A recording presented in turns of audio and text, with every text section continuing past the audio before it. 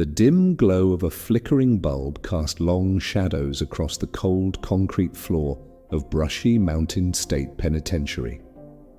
The walls were thick, the air stale with decades of sweat and regret. Inmates lay curled up in their bunks, some snoring softly, others wide awake, staring at the ceiling like ghosts trapped in their own pasts. James Earl Ray wasn't like them.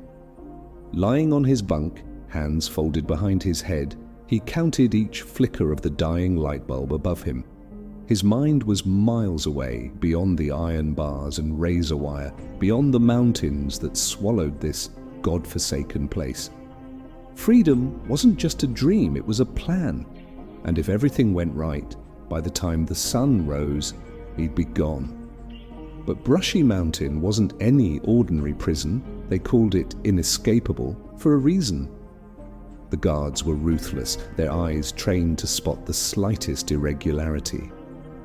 The walls weren't just thick, they were a fortress built to swallow men whole. The inmates whispered stories of failed escapes, men who had vanished into the night only to be dragged back, battered and broken. Ray had no intention of being one of them. For weeks he had studied everything, the guards' routines, the shift changes, the gaps in security. Every move they made, he memorized like scripture. He knew when they laughed over their coffee, when they leaned against the railings distracted. And most importantly, he knew about the 15-minute window, the sliver of time between the evening head count and the night patrol's first round. 15 minutes? That was all he had, but he wasn't about to waste a second.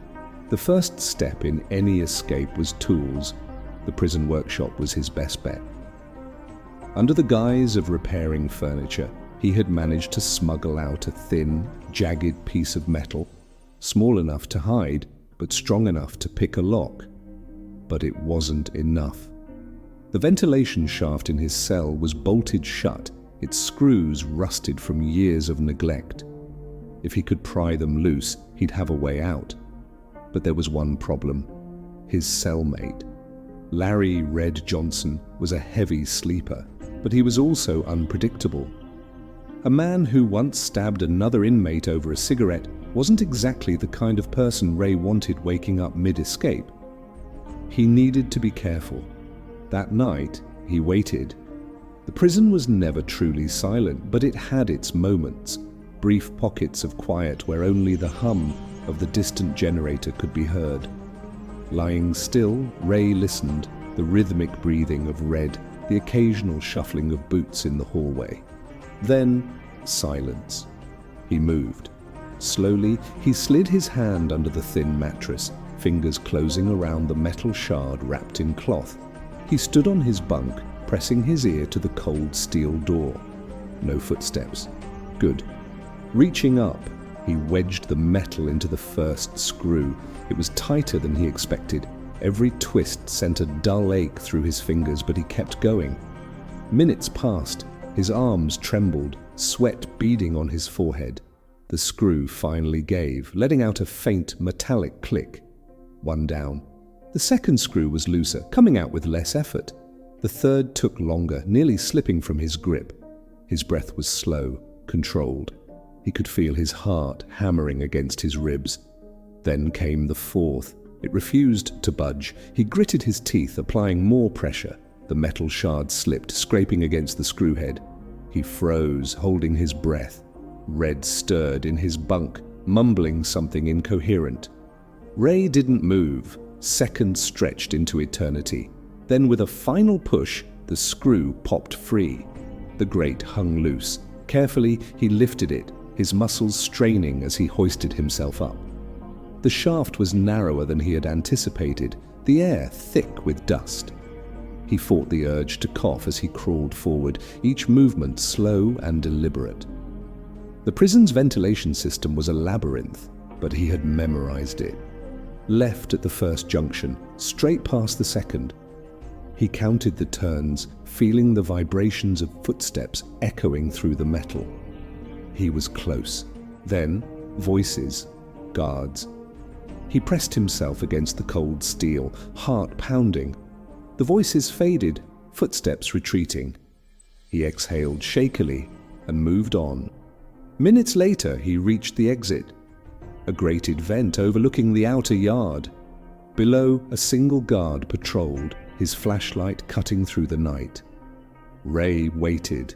Timing was everything. The guard paused, pulling out a cigarette. His back turned. Now Ray pried the grate open and slipped through, lowering himself into the shadows. The grass was damp beneath his fingers. He could feel the cool night air against his skin. For the first time in years, he wasn't surrounded by walls, but he wasn't free yet. The fence was 20 yards away, barbed wire coiled at the top. He sprinted, his breaths ragged. Behind him, the prison stirred. A voice on a radio, a distant shout.